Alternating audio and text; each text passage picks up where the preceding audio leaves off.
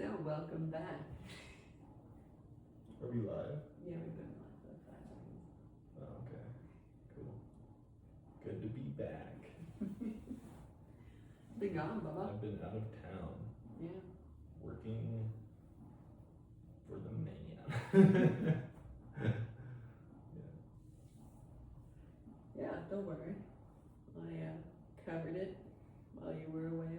Oh. Cool. Yeah.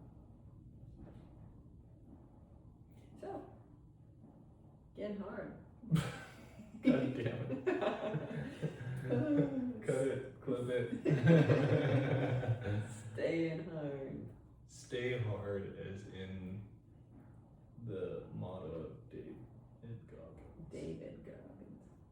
Yeah. But also getting hard because, like, I feel like I've been pretty soft these last few years. Yeah. Same. Yes and no. Right. It's like, for me, it kind of comes and goes, like it's in spurts. Mm-hmm. So, like I remember being 20 Mm-hmm. and just going to the park and running like 3 miles and sweating like crazy and being red faced and like Yeah. being overheated and dehydrated and pushing through it all, Mm-hmm. but then not doing anything else for months. And then, I'll test myself again. It's like Good enough. never really consistent. Mm-hmm. Yeah, that's something I actually was getting into this week, was like the consistentness. Like being really consistent. Consistently inconsistent. Exactly. Yeah. Being really consistent. Yeah. But being inconsistent. Yes, we've talked about this over the years many Yeah. times. And it's like kind of spirals Yeah. into a whole other situation. But yeah, running.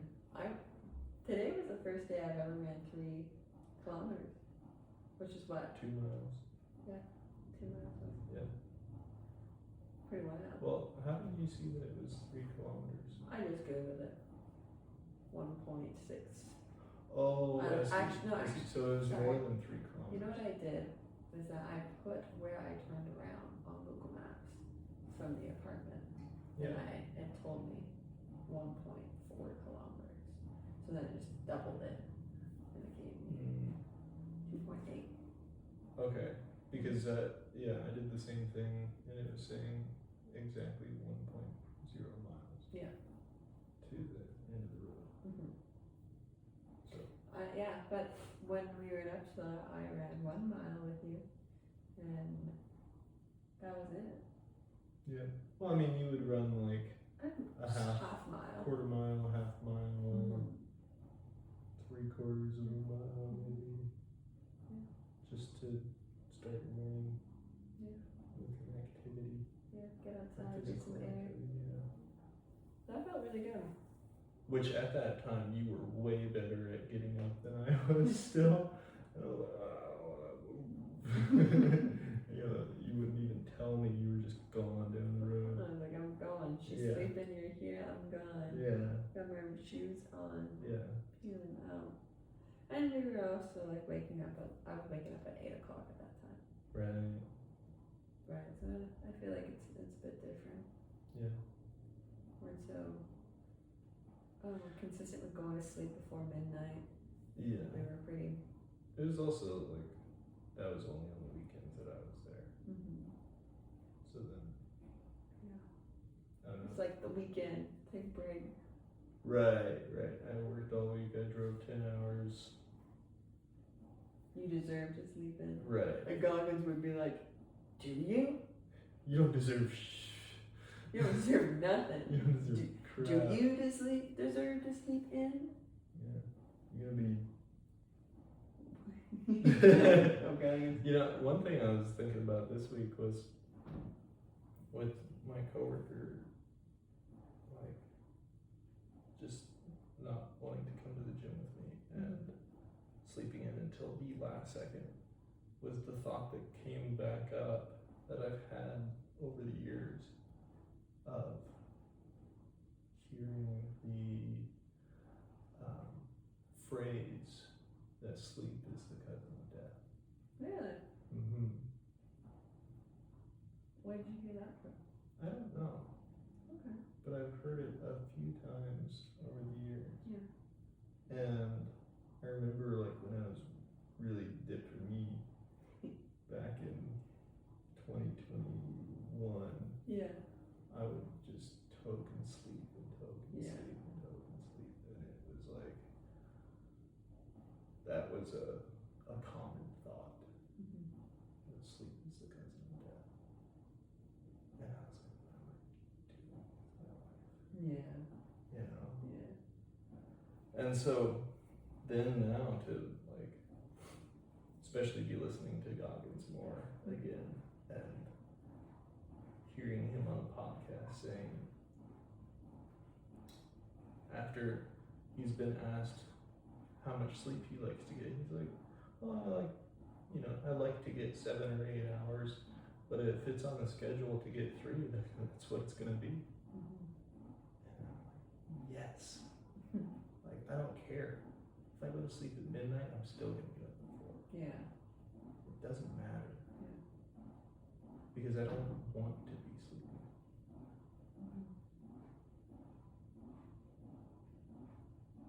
When it becomes the morning, at least. Right? Yeah. Yeah. Yeah. Like, I'd like to go to sleep soon so that I can get up and feel rested enough to tackle tomorrow. Mm-hmm.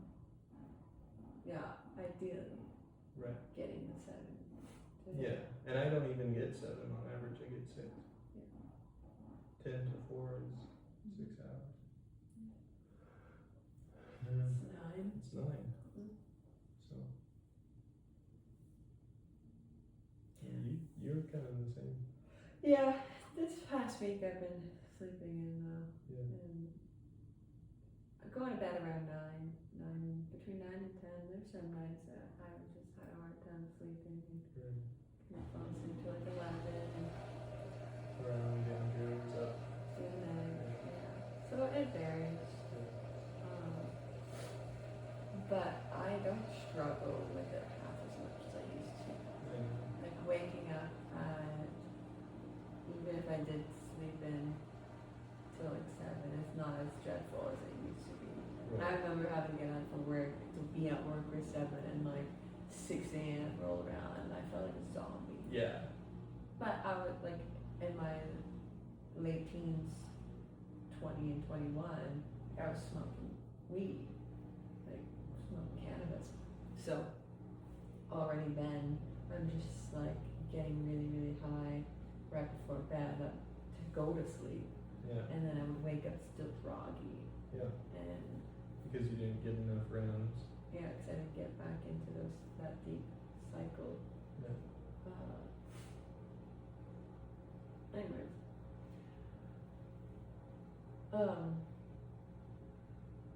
Pretty wild to think how the perception of it has changed. Mm-hmm. Because like I used to party till 4 a.m.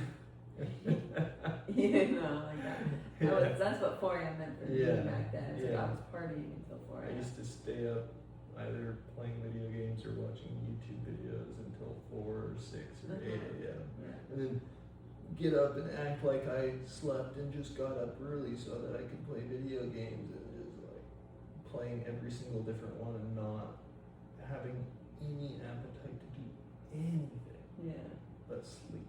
Yeah. It's like, that one's boring. Next one, that one's boring. Yeah. Watch a YouTube video. That That's boring. dopamine is Yeah, just hijacked. it was gone. Yeah. Dopamine has been an interesting chemical to recreate in my mind because it is so easy to get nowadays. You know, whether it's food or TV or phone, social media, anything like that. Drugs, like, it is so easy to get. Yeah. And so removing a plethora of things. Like we don't really eat a whole lot of malnutritious food. I know we had like pizza today, but like Right. it's not That like, was a kind of a rare occasion. yeah. Like our fridge and freezer are stocked. We cook probably 6 or 7 nights a week. Yeah. Have leftovers for lunch the next day. And we have a pretty good diet. Yeah. Before I remember I just buy like big bags of chocolate covered almonds, and just like chow down Yeah. all the time. Or, you know, I enjoy occasional pop and whatnot, but Right. not as much as like when I was before, when I didn't understand how to buy nutritious food to nourish my body. Right. Like I didn't have that conceptualized, or like for Awareness. an awareness and the desire to cook food for my body and care for my body in those ways. And even now, like I have it on my calendar for supper. It's like, okay, 4:35, I start making supper, and in the calendar I wrote a description of like, cherish these moments. This is the opportunity that you have to nourish and nurture your family, which I felt like was like I replay that in my mind sometimes. Yeah, that's really good. Yeah, I thought so too. I really resonated with it. Yeah. Even when I'm like, oh, I wish that like you would cook tonight, and kind of have like little play in my head. And I'm like, no, I remind myself, I'm like, you get to cook, you get to feed your family, and that is a really nurturing thing to do. Yeah. And it's also really feminine to do. Yeah. And not in the, when I say that, it's not in the sense of like the stereotypical woman needs to be in the kitchen. I mean, it's like food is feminine. Yeah. So I can embrace my femininity Yeah. with. And so can I.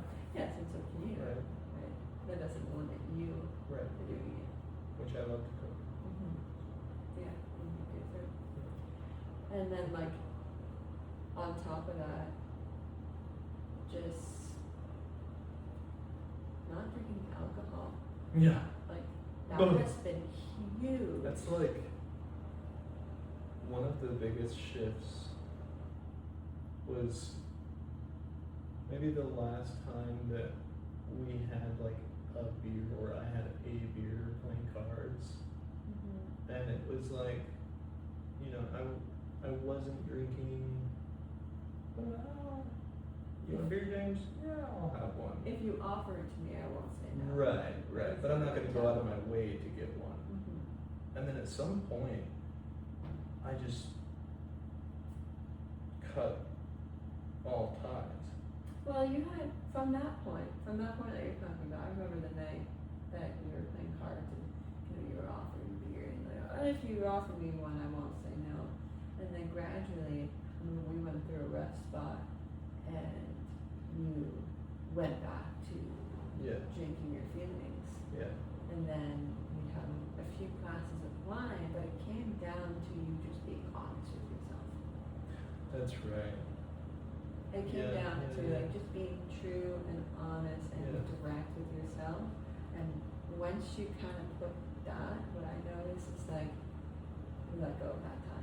Yeah. Because there's no need to avoid the truth for yourself. Right. You weren't afraid to face the truth. And now, like without any thought, if like we were at a job site and this one guy was chatting with us at the window talking about the job or whatever, and he's like, yeah, looks like you're gonna get to go home and drink early today because you're not getting any work done because nothing is ready for you. And it's me and Travis. Travis doesn't drink. He's too young for one, but he's religiously obligated not to. And I would say obligated. He religiously He chooses because of Yeah. his religious beliefs. Right. That's a better way to say it. And then I'm like, no, I've had my fair share. I know what my truth is, and I don't agree with that anymore. And so immediately I was just like, oh no, we don't drink. And the guy like kind of chuckled and said something else, but it was just An instant, I don't drink. Yeah. I'm No, so- I don't. I'm sober. yeah. That was as if. Well, actually, you know what? I was gonna say that was a big change for me, but it really wasn't. It was a gradual shift because I had spent like a year and a half or maybe 2 years, where I would like go heavy into it. it was summer times, and I was basically an alcoholic, where I would drink dozens of drinks on the weekend and just get absolutely hammered. And it was like back-to-back nights, sometimes 3 nights in a row. Right. And when I ran my foot over, then it just became like, yeah, let's go drink at Upward tomorrow. Like, I'm not driving, I can do that. Once I got out of that kind of situation, after a bunch of mushrooms, I was sober for a while, and I had let me drink my own wine, and but when I went to bed, I got right back into drinking like a beer this time, and I was like a no beer. I was like a blue sleazy Mike kind of lady. And then I got into beer, and I got teased that I was drinking Coors Light and not Budweiser, so then I got into Budweiser. And when I left Quebec, I could recognize that it was like a coping mechanism and a social thing. Yeah. Because I wanted to be fun. Yeah. And I did have fun. I don't regret it at all. Right. I had a lot of good memories, cracking a beer open with my cousins and with my uncles, and jumping in the snow outside the sugar shack, and I enjoyed it. And then I moved to BC, and I had a few nights, 1 or 2 nights where I went on the gym, but I was like, I'm not drinking for planting. I'm not smoking for planting. I'm cutting it, and I didn't bring any booze into it. And I brought 1 pack of cigarettes that I smoked the first day. Like, that's wild to me still to think about. But because I had learned that, tree planting really is a drinking culture, I just got back into it. Yeah. Okay. But I got really hammered, and I made some decisions that I was not proud of. I did not like that version of me. It taught me everybody's capable of anything, and I drank very little after that. And I actually really started to let it go. And then when I got pregnant, it was like an obvious no. And I haven't touched any alcohol since. Yeah. I've had the smallest thought of maybe having a glass of wine. But anytime that it was like, oh, you can have a beer, I was like, no, I don't want it. Right, because people would try, oh, well, it's not actually going to show up in your personal life, and this and that. Maybe that's true. I haven't done my own personal research. However, for me, it's more like I prefer not to. Yeah. You drew the line. I drew my line. I feel better when I don't. Yeah. And maybe that might change in the future, where I'm like, I could have a nice brewski on a hot summer day. But I don't see that that's a large probability. Just because I do enjoy this drinking. Yeah. I'm okay with that. I'll drink some water. Maybe have a Pepsi. Who knows? Right. But I have noticed a huge difference in my physical body. And I was looking at photos from a few years ago, and my face was so pudgy. Yeah.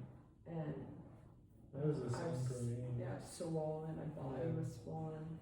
Eating garbage and drinking poison has an effect on your inflammation levels. Yeah. Huh. Who would have thought? Yeah. Obviously. But I was thinking about, it was interesting, the difference in our different experiences with alcohol, because you were never had hardly any or any at all, and then it was just let the reins off, and you were just go. Yeah. Which but then you would go to work, and then you would be good, and then the weekend comes, and just Friday at 5 p.m. It was get a beer in my hand and a cigarette in my other hand, and let's go. Right. Because I am ready to party all night long. Right, but then see where it goes. For me, it's completely different. I was I had my first sips of ale at 12, 13. Yeah. I had my first mixed drink with rum and root beer at like 15, and I had 2 of them. Yeah. And then when I actually like started drinking at like 17, 18, I just pour a glass of wine. Yeah. I mean, sorry, a glass of whiskey. Yeah. And play Xbox. And do that like every night, every other night. Just play video games with my friends. And then I had my little bookshelf right next to my desk, so I could just grab a different bottle of whiskey and pour one up. Yeah. And then that, you know, I remember like hearing from my brother and my dad that like it's okay in moderation. And so I adopted that and then pushed the limit of my moderation Yeah. over the years, which went from, oh, I'll just have a glass every once in a while to every other night, and then eventually to killing 3, 4, maybe a 6-pack of 7, 8, 9% IPAs every night, and smoking cannabis. But it was like, it was just a buzz or a light drunk all the time. Weeknight, weekend, didn't matter. And I never liked getting party drunk or blackout drunk or anything like that. Like I tried to, and I went to a bar and tried to dance, and I hated it. I was spinning. My buddy was trying to get me to go dance with girls. I'm like, what are girls? Not what are girls. So but lost. I was so like nervous and anxious and just did not like being that drunk. Out of control. Yeah. What do you think that actually had? What do you feel that had? How do you feel that had an effect on you during those times?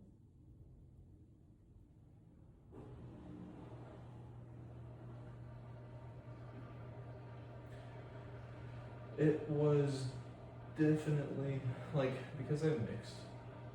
Like I had friends that would talk about like, oh, I never get cross-stated drinking and smoking cannabis at the same time. I did it all the time. That was like my go-to, was to get cross-stated. Oh, I get cross-stated. If I get cross-stated, I'll throw effort everywhere. I'll get cross-stated and go for a drive. And be Don't do that. staying in the lane. Just never been Not pulled advisable. over. Like, no, it was insane. But I'm alive.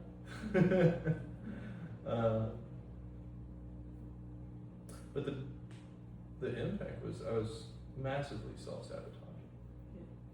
Like I had ideas of starting businesses. I had ideas of creating content and doing all sorts of things. And I would try something, lose the ambition for it, and move on to the next. And just this constant repeating cycle of doing nothing. And so then I become 25, 26, and I look back at the last 6, 7, 8 years, like I didn't do squat. Like I know I did. Well, you But I don't- advanced and then you failed, and then instead of being like, well, I failed, I'll just continue, it was like, oh, I failed, let me go and cope. Right. I didn't meet an expectation, or I didn't get the job, or I priced it too high, or I slept in, so I missed that job. So let me just not deal with that poor behavior, and let me just soothe it with these coping mechanisms that only enable the poor behavior over and over and over again. Exactly. Because that was like when I was 23, I would work in until 5, 6, 7. Mhm. Race to the gym, climb for 3 hours, go home, eat dinner, smoke, drink, go to sleep 12, 1, 2 in the morning. Yeah. And then hope that I would wake up at my alarm at 7, but snooze it every single morning, actually get up at 9, still have to walk my dog and make coffee and go get my trailer from the storage unit, and then maybe get an hour and a half across town by 11. And have to call customers and say, oh, I'm gonna be late all the rest of the day because I couldn't get up. Yeah. Because I impaired myself, self-sabotage. Yeah. Every day. Yeah. And lost me a few jobs. Yeah. Yeah, it just cycled. Yeah. That's a really hard pattern to break. Yeah. You know, from my perspective, kind of seeing how that pattern was in the beginning of a relationship, from like literally at the beginning, from the October that we started dating. Okay, not It's not like not all 17. no, Okay. not like a decade ago, but like Okay. in our relationship that we're in now, where when we got together, you had a job Right. and all of that, and then that December or that November you End of lost your November. job, Yeah. and it's just like drinking and smoking and sleeping and video games and Or not sleeping and playing video games making until all 6 night. a.m. yeah, Yeah, it came back Hard. hard. it was just like insane. Yeah. Which was really interesting because in that month, I was 4:50 a.m. I know. getting out of bed. Yeah. Just like it's 4:50 a.m. My first phone goes off. I'm like, you stay awake. You've got to stay awake. You gotta get out of bed at 5 a.m. You gotta go to work at 6 a.m. You gotta go and make breakfast and make a coffee and make your breakfast and like make your cold tea and you gotta drive half an hour. And I drive and I'd just be like crying. I'm like, okay, like speak into me. What is going on? What do I have to learn? Like, and I would just speak over like my lungs. That was when I was like transitioning out of smoking again. But I've done it a few times. And I was like, okay, I'm working for 8 to 9 hours. I'm going home and I'm calling you. Like that was just like I was in. And then we were here. Playing video games. Or I would like have a side job and be trying to make a little bit of money because I didn't have an income. Yeah. And I was supposed to move in a month, but all the money that I had saved, I burned up in that 2 months. Yeah. Which is in like thinking about that as fascinating because for me, like you lost your job and you had like $5,000 in the bank, right? Yeah. And you had very minimum for actual bills. And I probably had like $800 in bills. mandatory bills, like you look Yeah. up. So you had that, and then in a month and a half, that money was gone. Yeah. Right? And for me, when I was in that stage too, I was like, I came out of planting and I miscalculated my last paycheck.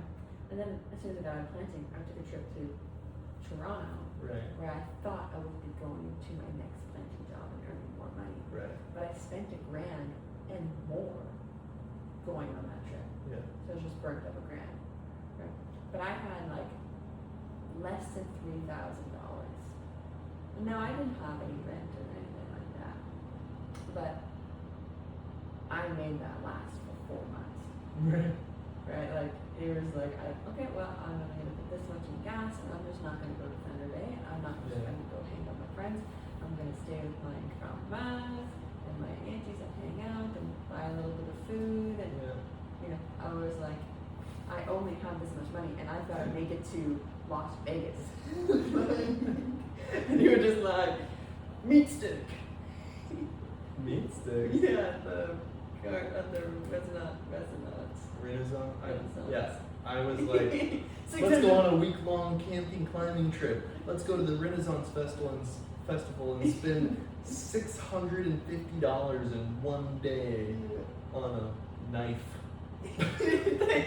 That then on the camping trip I tried to whack a tree with because I was drunk and high. And it broke. Billions. Oh my goodness. Humans. While simultaneously having a truck with a blown head gasket Yeah. that I went to Austin and back, Yeah. I remember and that. then put at least $1,000 or more into trying to rebuild the motor in like 3 days. Yeah. And just buying, alright, I need this, because Rock Auto shipment shows up up until 3 a.m. every night working on that thing. And then try to drive it to my parents and it totally dies. Yeah. Like, Christmas 10 minutes, Eve. 10 minutes from my dad's house, and he has to pull me with my own forerunner. Oh yeah, irony. Yeah. But like using marijuana and cannabis and alcohol like that really impacted, just highlighted a lot. Hijacked my brain Yeah.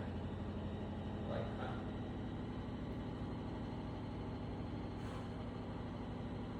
Even, oh my god, like I can't even put words to the level at which I let my brain be hijacked by anything and everything. There's no commitment, no focus, no dedication, no discipline. And like, so then now, Yeah. to be the kind of man that gets up at 3:50 a.m., puts on his workout clothes, makes his pre-workout drink, drives to the gym, does a pretty intense workout. Yeah. Before there was more than 4 people in the place, and then comes back and works on the computer for a few hours. Yeah. Who is he? Yeah. Yeah. It's like you are far more capable than you ever think you are. And, you know, a few years ago, James couldn't conceptualize that because you just didn't understand that you had a level that you weren't even tapping into. Yeah. You weren't even close to. Well, I was also a wish. Like, I used to wish that I was a morning person. I used to wish that I could wake up at 4 a.m.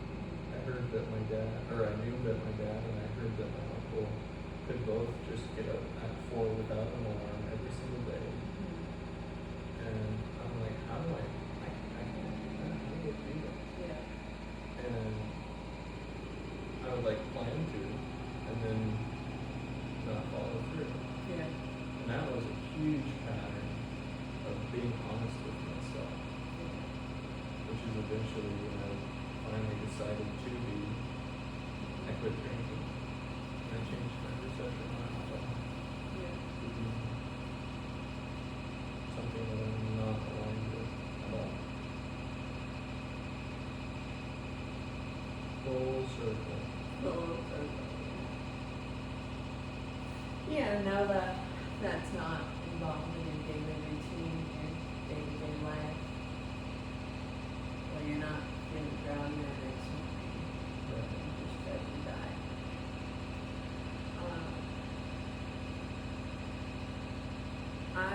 The day I ran over my foot,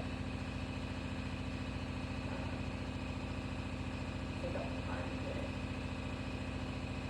And Monday or Tuesday, something like that. But I had just like went hard on the weekend. And each weekend back then was just getting more crazy and more wild. And it was just like topping the next week, this weekend. And you get more crazy things Yeah. and just more alcohol and harder and harder. And I remember like just listening to a song that I know I like that day I stopped listening to it. But all day I'm working in the mill and loading stuff and organizing the wood that's coming off the mill, and it might have broken down, so I was like, hey, I'm saying like, what can I do? And he's like, oh, you can use these big batteries for the excavator. And I was like, oh, okay, that's no problem, I can do that. Heavy batteries, by the way, because they're like big, Yeah. strong. It's like 4 regular car batteries put together. Yeah. So I know the loader. But listen to these lyrics of the worst has yet to come. And I listened to this song many times that day. Which now I look at that, it's like, wow, what a mentality to be in. Yeah. To be thinking like, yeah, the worst is hasn't even come yet. Right. I consider this day a good day because the worst is still on its way and I haven't experienced it yet. And I ran over my foot with that song playing. And not just ran over my foot, like cranked it back and ran over my leg and but I stopped listening to that song. Yeah. And I never listened to it again. Yeah. No, that reminds me of like how many horrible songs I used to listen to. And I'm so glad that I don't. I knew it when I was a kid. My parents would tell me. Yeah. But I was like, Oh, whatever. Go Mom. figure. Right. But then now it's like, oh yeah, no, everything that you let into your psyche can and will have an effect on you. And yeah, that was a huge shift. Which, like, everything has the opportunity to have an effect on your psyche. For me, what resonates with listening to Dobbins today, Dobbins is like, you're not going to want to do it tomorrow. And your mind is going to come up with all these stories and all these reasons why not to do it. Yeah. You need to prepare for that moment. Don't prepare for 2 days from now. Don't prepare for, oh, I'm going to wake up. Be prepared for the moment that your mind says, you don't need to get up. And that when I was running, that's what I was thinking about. Yeah. I'm not going to want to wake up tomorrow because that's what my mind's going to tell me. I'm not going to want to run tomorrow because that's what my mind's going to tell me. But having him saying like, that's what's going to happen. And then, yeah, I know it's going to happen because I can see it. I've heard it. It's already happened. How do I prepare for that? And so that was super insightful. Yeah. I think it tied right into like the worst days to come and whatever music you were listening to. That was like just a pop culture or the season. However, I will say with music, I feel like it is like a window to tap into emotions. Yeah. Because I know I listen to music and I feel emotions and I allow it to create the space for me to feel that in the moments. And it has to do with Yeah. For sure.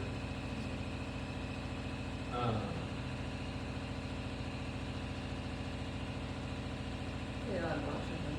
Yeah, I've been thinking about that for a couple of minutes now. Yeah, I hope the audio is still good. I was wondering this. Yeah. But I had a thought somehow in the regard of, right. How you were saying that you were hearing Roberts saying like, it's going to be hard to, You're not going to you're not going to want to do it tomorrow. You're not going to want to do it the next time. Yeah. And I've noticed over the years, and more so in the last couple of years, that like it's really easy for me to, out of nowhere, sporadically just decide to go on a run or decide to go do different, it's new. But that, and it feels easy. Like when I went and ran 3 miles in Minneapolis, it felt kind of easy. And I just pushed through it, and my legs were burning, and I was going up and down hills, and I was like, I am not going to stop. I do not care. Pain is just a feeling. Yeah. Pleasure is just a feeling. There were both on my run. But that second run sucks. Especially when you're carrying a baby on your Yeah, chest. you have a baby. But and it wasn't just today. I've noticed that many times over the years that I'll go do that first run and it's easy, I feel good, my lungs feel great, I can breathe well. But that second run, even just halfway through it, I'm gassed, my legs hurt, I'm tired, I can't hardly breathe, my nose is clogged up, I'm blowing snot everywhere, and it's just like major suck. Yeah. But and so then the next time Yeah. I didn't want to do it. I'm like, oh well, I felt great on the first run, but the second run sucked. Yeah. So now I don't really want to go on the third run. Yeah. So it's also gonna suck. It's probably gonna Because it suck. does let us suck. But then you just gotta shift that perspective of it's gonna suck. But you gotta be prepared for it. Like, be prepared for it to suck. Know that it's gonna Right, suck going right. into it, Yeah. but do it anyways. Right. Because there might be a day when you need to run 6 miles. Yeah. And it's not just like, I'm gonna run, you're gonna need to train. Or you'll need to focus and push your body, like, you know what I mean? Like, that's kind of like the guarding mentality. Well- It's like, you've got to be ready for that. For that. The dude knows that if somebody comes up to him and is like, let's have a pole competition. When the guy goes, well, how many can you do? He says, I can do one more than you. You know, like, that's his response. Yeah. And the mentality is like, I am ready to face any challenge in my life. Yeah. Because I get up and I train, even if I don't want to. Yeah. But I did want to touch on the mentality. I am actually really excited to go back tomorrow. Because the, like, getting into that zone with just like, I was like, all I gotta do, I know like my baby's good, you got her, I can just go, and I didn't have any other thoughts. I'm not even thinking about running. I'm just moving, and I'm feeling the pain in my chest and the breathing, and I'm spinning, and I just got like, I'm not paying attention to anything. I got Goggins in my head, and I'm listening to him, and I'm just like, yeah, because it's no longer acceptable for this not to happen. Mm. It's not okay anymore. Mm. Like, it is not okay for me not to do this anymore. Mm. And it's just like locking in. I'm like, yeah, that's how I used to plan. I'm just like getting like, I just like, I loved the pain. Yeah, but I loved the pain of it. Yeah. I loved having those blisters. I loved having those heavy feet. I loved having those bags up.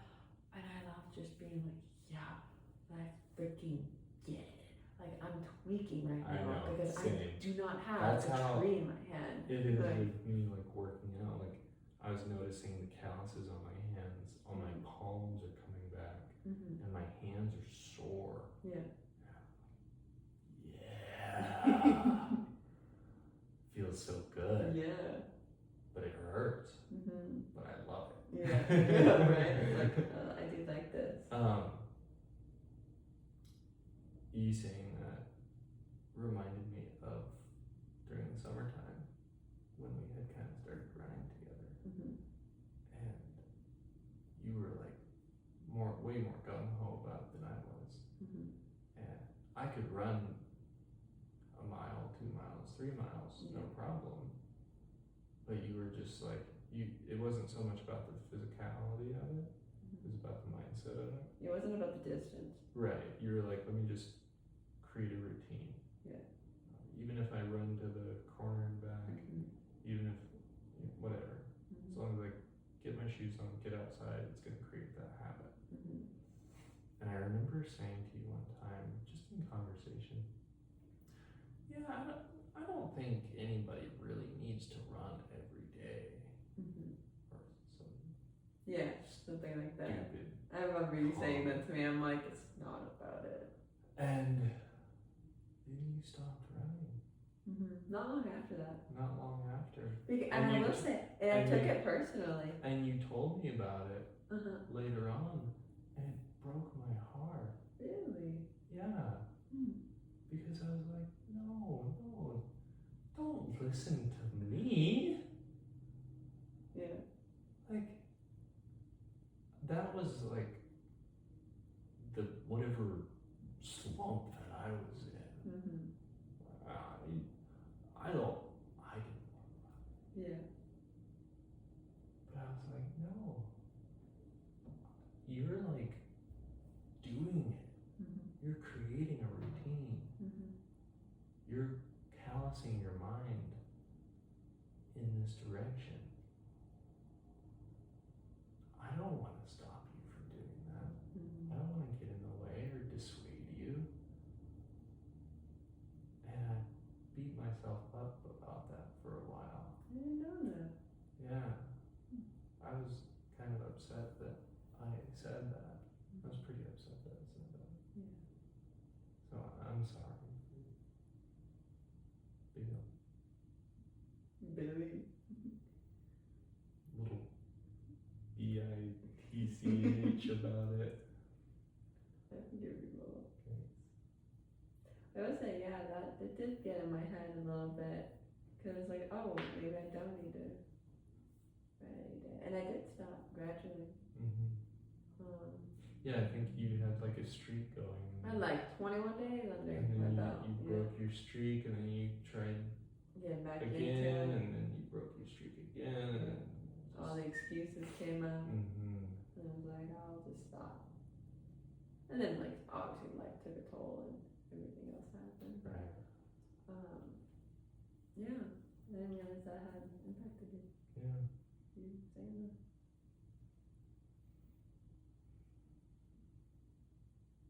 Oh, well. No, well, but like, We're here. yeah. Now we're back at it. Mm-hmm. I also, like, had this conceptualized for, like, Asian of, like, I hated running. That's right. I hated it. You couldn't pay me to run. I was like, Or ride a bike, and I got you to do both. I still don't like running. But no, I just hated running. And I think it really was just because, not just because, but the root of it was because I couldn't breathe. And I hated being reminded that I couldn't breathe. But like you and alcohol, you'd still do it. Like, I'd still smoke cigarettes. Even though I knew I couldn't breathe as efficiently, like I could feel it while I was smoking a pack a day, you know. I didn't like to be reminded that I couldn't breathe, and I didn't like to be reminded of my choices to smoke. So I avoided the thing that reminded me of the poor behavior that I was doing, which reminded me of, like, oh yeah, smoking is a coping mechanism for my feelings, and I don't like to be reminded. I didn't like to be reminded that I was just stuffing my feelings away. Like, and then I had to deal with them. But I also didn't know how to deal with them. And what I knew what to do was to smoke cigarettes. Yeah. Like, I knew that was the way that I could manage my feelings. But I did not like running because it reminded me of those feelings. Because I couldn't breathe. Which could be totally tied into, like, grief. Like, I was grieving in so many different ways, so many different needs, and I didn't know how to deal with that emotionally. I just didn't have those tools at the time. And, like, when I quit smoking, yeah, I had fun. I was praying with Alexandria, but the moment of it was like deciding to love myself. And I remember, like, I lit up the smoke, and I knew I was pregnant, but I was struggling emotionally so much, and like I think we had like a disagreement that Yeah. evening, and we were like, I was just so emotionally overwhelmed, and I was going through all these upgrades, so I already had like a super stuffy face, and I was like all clogged up, my lymphatic system was inflamed, and I like just couldn't stop crying for like hours. Like I couldn't stop crying, and I was trying to sleep, and I was just tossing and turning. I was stuffing and crying and stuffing and crying, and finally, I'm so done with feeling this. And I like walked out of the camper, walked into Grandma's, and I grabbed a smoke, and I smoked maybe like a quarter of it.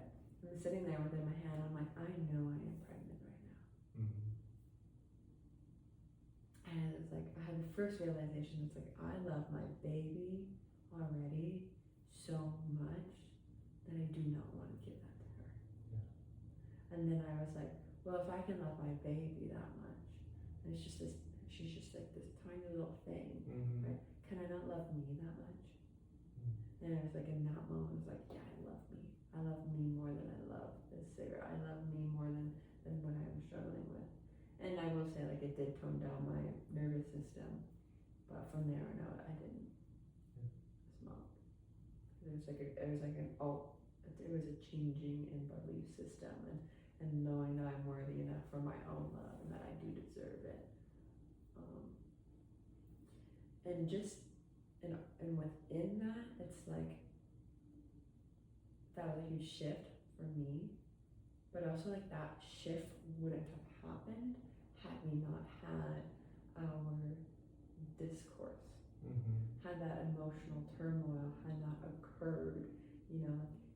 It required that discomfort in our relationship to crack open that, and for me to be okay with looking at it, and for me to make that shift.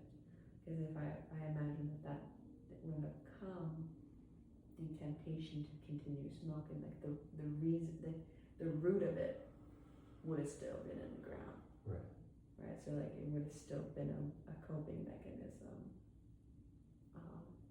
And I imagine like that's a lot of people get mixed up with inner healing and emotions, and whether something really big happens and it causes a lot of pain or discomfort, and then they come out to this really higher end of things. It's like, well, it was the perfect catalyst. It's like this beautiful formula of grief and sadness and anger and frustration, and but also love and joy, and like that formulated your ability to change. Right. So pulling it back to like our bodies, each, you could say, poison or coping mechanism or drug or anything that we have used to numb our feelings out had to be met at a point of like, this needs to change. Right? Like yours was honesty with alcohol. Like, I need to be honest with myself. And once you met, which took years, literally years, to get to the breaking point of like, oh, it's honesty. I keep lying to myself. Right? And I can see how it's impacting my surroundings. And so I was like, that was the perfect catalyst for you to let go of that relationship with alcohol. And for me with cigarettes, it was like, oh, I need to love myself. I get to love myself. And so that was the perfect catalyst, and everything before that to reach that point of change and shift within my own self. So it's fairly fascinating, and I really enjoy going through those things, even when they are hard. Stay hard. Yeah, exactly. Like, stay hard. You need to be prepared for that. Yeah. You need to know that you can get through it. It might be hard now, but if you keep putting it off, it's only going to get harder. It's going to get harder. It's going to get harder, and then it's going to become so powerful in your life and have so many different chains around you that you're bound to it. Mm. And that's when you lose. Well, Well, I you've think, already lost long before that. well, I think you can come out of it. Because, like, Yes. but it puts you face to face, where there's no other choice but to look at it. Yeah. You know, because you can avoid it and avoid it and avoid it. I did it for many years until I was like, no, you have to look at this. Yeah. Your life is not going to change, and if it does change, it's going to get worse. Right? And I feel like it creates that you just have to do it. Something's being spoken right now, and you could be like, no, not today. It's going to show up tomorrow. It's not going to just show up tomorrow, but it's going to show up twice tomorrow, or 3 times tomorrow. And a month will go by, and it's all you can think about. So it's either you do it or you don't. You do the hard stuff, or you get out and sleep. Yeah. It's interesting.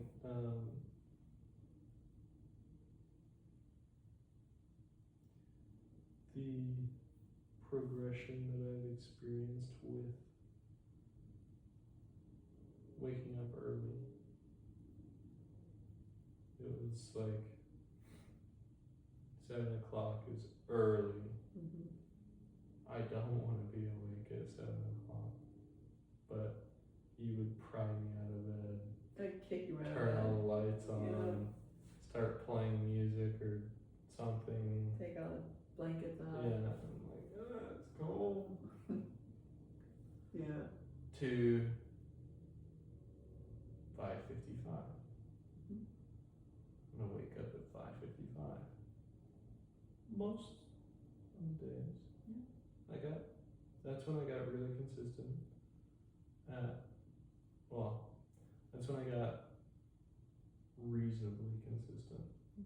So I'd still sleep in on the weekends or, whatever. And then started working full time. And it was like, 5:55 doesn't cut it to drive 40 minutes. Or I need to be there at 7 for the meeting on Monday. Yeah. And I'm still in Uppsala On Sunday. 5 hours away, but I want to spend as much time at home as I can. So I'm going to go to sleep at midnight, wake up at 3, drive for 5 hours, or whatever. And Yeah, I was thinking That about was- that specific time not long ago, and that was intense. Like, that was really intense. on It your body. was, yeah, it was really, it was really intense on my mind, Mhm. because that's when that, weird dream came back into my mind during wake. It was only ever a dream as a kid, and then I'm getting to the office at 5 a.m. to go get a couple hours of sleep, and everything is going 100 miles an hour, but I'm just moving. And it was like I was hyperventilating, but it was my brain. It's so weird. Yeah. And I realized, in listening to Goggins a bunch, it's you have to callous your mind. You have to callous your mind. It's gonna play those tricks on you. It's gonna, Yeah. your mind will hijack you. And I'm like, oh wow, yeah, that right there, that dream during wake, coming back up and shifting my perception of reality, is my mind playing tricks on me. And inside of me, hey, there's something here. Mm-hmm. It's And it only happens at work. Yeah, there is something here, so, and it obviously ties back into your childhood. That's the origin of it. Right. And so it's like, something is triggering it, Mm. to be pulled out of your subconscious. Yeah. So it's just interesting. I'm really curious to see what comes out of that for you. 'Cause I Yeah, know it's me been on too. your mind for a while. Yeah. Um, But then with that, it was like 5:55. Okay, maybe. mhm, Well, the guys want to start it at 6, mhm, so I need to get up at 4:55. mhm. And then I'm like, well, I need to be at work at 7 or before, ideally 6:45. It's a 10-minute drive, and since you're here, the only time that I want to go to the gym is before work. Mhm. So I'm gonna get up at 4 a.m. Yeah. and that's it. And then even some mornings I didn't go to the gym, I still got up at 4. I might have sat on my phone and doom scrolled for an hour while I Yeah. ate breakfast and drank coffee, Yeah. but I was up at 4. Yeah. And that was the atomic habit that mattered.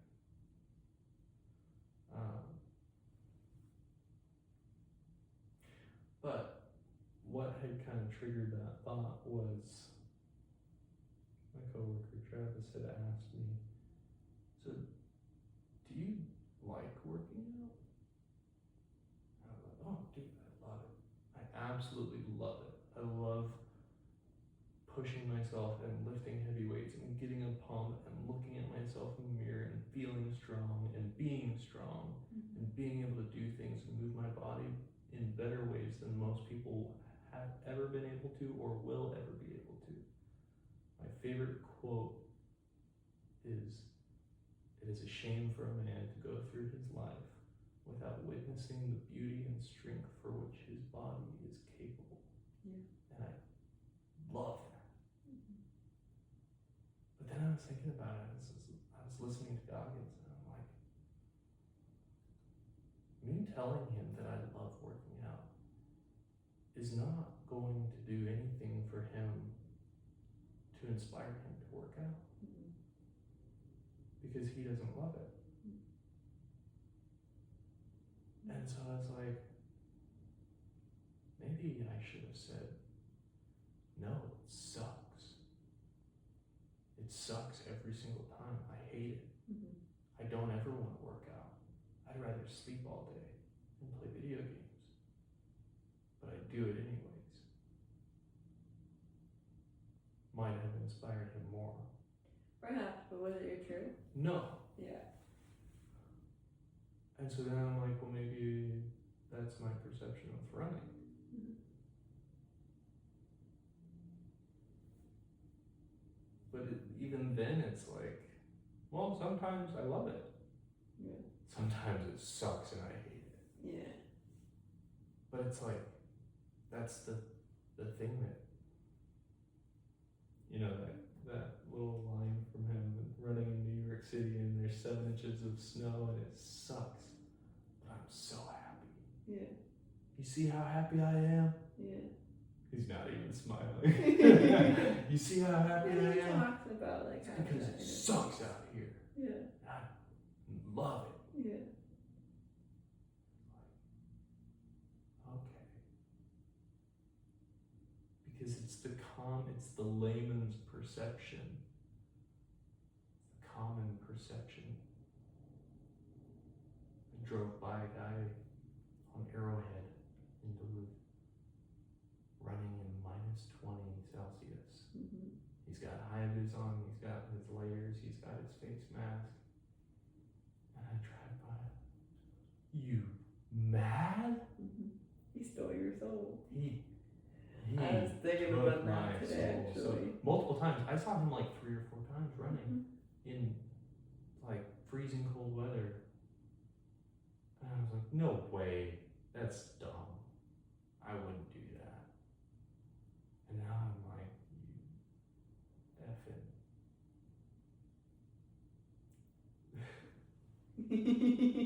You savage. No, to me. Oh, I'm yeah. like, To yourself. Yeah. see people run and be like, yeah, I'm envy of that. You get it. Because I Right. don't think The I first could. time I saw him, I was like, holy, I could not. Yeah. And then the next few times, I'm like, yeah, get Yeah, after it. Yeah, because I couldn't. Yeah. That's my mentality. Good for you, because I couldn't do that. Right. And now, today I was running, sometimes I pop my head up and just see people looking at me. And I literally thought about guys. And I thought about, like, yeah, I'm taking that person's soul right now. Because I've been driving that car and it's been raining, but not raining, but cold and windy and being like, you're here running? Damn. And I'm 30 yards behind you with a 25-pound baby bouncing on my chest, just barely moving. And she's just like, hi, hi. And I'm like, I hope nobody calls the cops on me. No, she was bundled. She was bundled and she was overjoyed. Yeah. Yeah. She loves the walks. Yeah. She sees a car. Yeah. And also just so unaffected by the weather.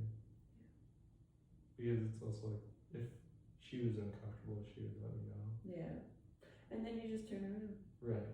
And there were a few times, like, I was trying to cover her face from the wind, and she was fine with that for a while. And then I felt her hands, and I was like, oh, maybe those are cold. She only has one sock on her hands. So I held her hands for a while, and then she pulled them out, and so then I moved my hands back in front of her face, and she'd push my hands away, and she'd be like, I want to be free. And so I was like, all right, I'll let you be. And so then that's when I kind of like, if I felt the wind gust blowing, then I'd turn around and jog backwards for a little while. And yeah, she's a tough lady. yeah. She's good. Yeah. But as I was running it, I was thinking, like, when you're a kid, especially 11 and a half months old, and even up until you're 7, 12, 14 years old, your neuroplasticity is insane. You can adapt to almost anything, and your body's ability to adapt to anything is also insane. Like seeing young kids who got into climbing when they were little are leagues ahead of anybody, because a young body adapts to things way better than me. Who's learning it? Right. No skill. Learning at no skills better than learning with broken skills. Well, that is probably also true, but I'm referring more so to the body's ability to adapt and overcome after years of neglect, not stretching properly, not working out all the time, the fatigue of gravity, your bones not being as The feeling of gravity. I agree, but I just really enjoyed you saying that. Thank you. But really, like, if you start climbing at 7 years old, like there was a girl that climbed at the Cypress Gym down in Houston, and she was a world champion at 12. Wow. She was sponsored by like Metolius climbing shoes or something. She'd go to competitions all over the country, and she was 12. Yeah. And could outclimb all of us. And Colin was like really good. You know, she'd outclimb him. What? And he's been climbing since he was 14. But she started at 6. Yeah. Yeah. Big difference. Yeah, It shapes you. it does. Or shaping her. And that's where that thought was going, was like, this right here, going for a run, what, minus? I don't think it was in the minuses, to be honest. I think it was like maybe one at minus I think it was like -1, -2. and chill. Yeah. Is only going to make her more capable Mm-hmm. of withstanding the cold Mm-hmm. and being okay in the cold. And we've been on walks with her in the cold a lot. So going for a little jog. And like when I was running out of the parking lot at first, she was bouncing and kicking her hands and her arms and just so excited. And I was, I'm jogging, so she's bouncing along. Yeah! Hi! It's so good. And now she's gonna sleep great tonight. Yeah. She went for a Swimming. run. She Yeah. was swimming. Run, the swim. Yeah. We're gonna sleep great tonight. Yep. So, let's go to sleep. Mm-hmm.